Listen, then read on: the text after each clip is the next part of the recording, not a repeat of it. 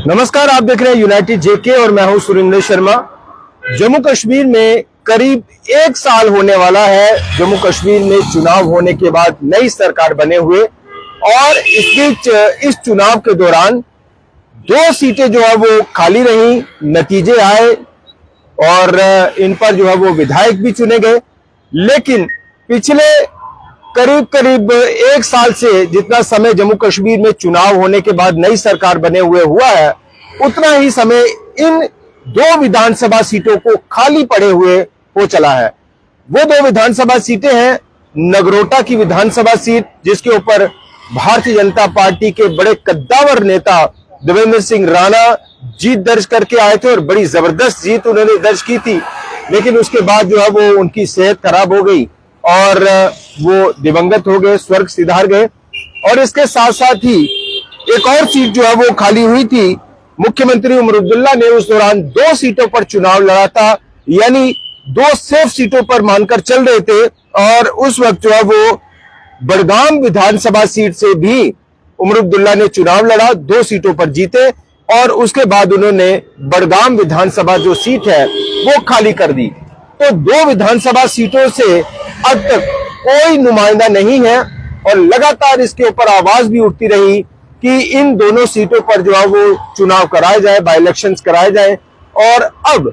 माना जा रहा है कि इलेक्शन कमीशन जो है वो पूरी तरह से अब इन दोनों सीटों पर चुनाव कराने के मूड में है। और यह भी माना जा रहा है कि बिहार में मिड ऑफ नवंबर जो है वो विधानसभा चुनाव होंगे बिहार के, और उसी बिहार चुनाव के साथ ही इन दोनों सीटों पर चुनाव कराने का पूरा संकेत जो है वो मिल रहा है। और पूरी तरह से जो ग्राउंड है वो बनती हुई दिखाई दे रही है कि बिहार विधानसभा चुनाव के पहले चरण के मतदान के साथ ही बड़गाम और नगरोटा दोनों विधानसभा सीटों के लिए चुनाव का ऐलान होने की पूरी गुंजाइश है, पूरी संभावना है। हालांकि कई नेता जो है वो इस वक्त दोनों सीटों पर अपनी अपनी दौड़ लगा रहे हैं, नगरोटा में भी और बड़गाम में भी। और बड़गाम में जहां तक अगर बात की जाए, चूंकि वो नेशनल कॉन्फ्रेंस का गढ़ है और नेशनल कॉन्फ्रेंस की सीट है, मुख्यमंत्री उमर अब्दुल्ला ने खुद वहां से जीत दर्ज की थी और उसके बाद उन्होंने वो सीट खाली की। तो ये तो पूरी तरह से तय माना जाए कि बड़गाम की जो विधानसभा सीट है वो नेशनल कॉन्फ्रेंस के खाते में ही आएगी, क्योंकि उमर अब्दुल्ला जो है वो इस वक्त मुख्यमंत्री है, नेशनल कॉन्फ्रेंस की सरकार है और किसी भी तरह से कोई ऐसी संभावना, जो कोई ऐसी गुंजाइश नहीं है कि बड़गाम सीट जो है वो नेशनल कॉन्फ्रेंस के हाथ से निकल जाए। तो बड़गाम की जो सीट है वो दोबारा से रिटेन हो सकती है। और नगरोटा से जो है वो ये भी माना जा रहा है, कई कयास लगाए जा रहे हैं कि चूंकि नगरोटा जो है वो अब देवेंद्र सिंह राणा जी की जो बेटी है, सुपुत्री है, बड़ी जो बेटी है उनकी देवयानी, वो काफी इस वक्त जो है वो नगरोटा विधानसभा सीट पर जो है वो एक्टिव है और अपने पिता की जो लेगेसी है उसको बढ़ाने के लिए वो उन्हीं के नक्शे कदम पर चल रही है और लगातार लोगों से जो है वो मीटिंग्स भी हो रही है, संपर्क भी कर रही है। और ये भी माना जा रहा है कि हो सकता है भारतीय जनता पार्टी देवयानी राणा को ही टिकट देने के लिए राजी हो जाए। और इसके साथ साथ ही चूंकि इस पर विधानसभा सीट पर नगरोटा पर पूरी तरह से भारतीय जनता पार्टी का एक तरह से दबदबा माना जाए, और उसके लिहाज से कई ऐसे नेता भी हैं जो ये सोच रहे हैं या ये चाहते हैं कि भाई चूंकि ये नगरोटा की सेफ सीट है, तो इसलिए जो लोग पिछला विधानसभा चुनाव हार गए थे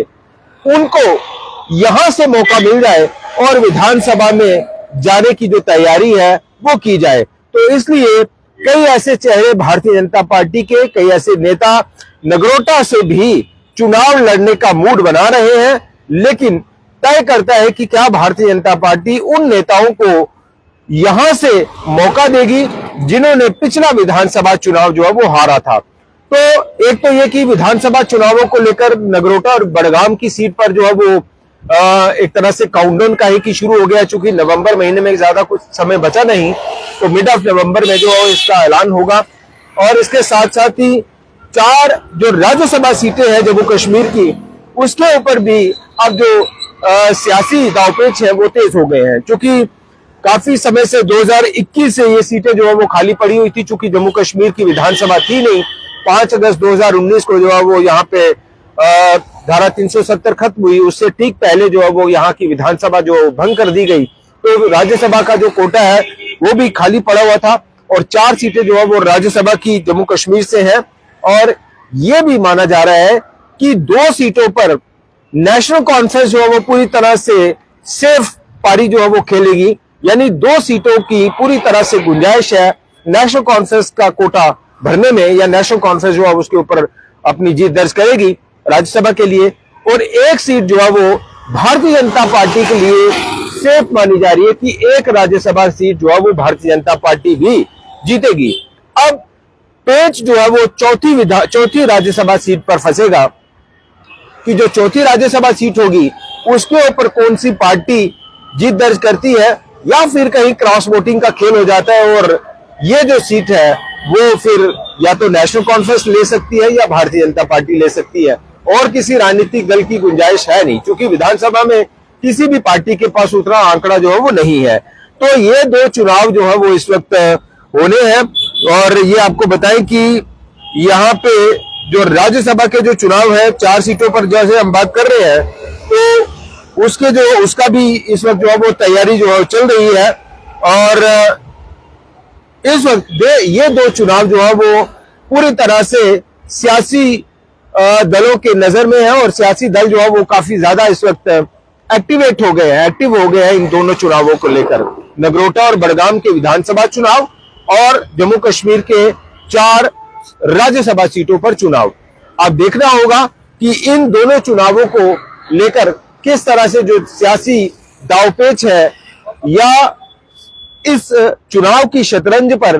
कौन सी पार्टी क्या चाल चलती है और किसको कहां शय और मात देती है, इस पर भी हमारी पूरी नजर रहेगी। और जैसे जैसे ये सिलसिला आगे बढ़ेगा चुनावों का, उसके ऊपर जो है वो हम आपको ये जानकारी और ये खबरें जो है वो देते रहेंगे। फिलहाल इतना ही, देखते रहिए तमाम बड़ी खबरों के लिए यूनाइटेड जेके। नमस्कार।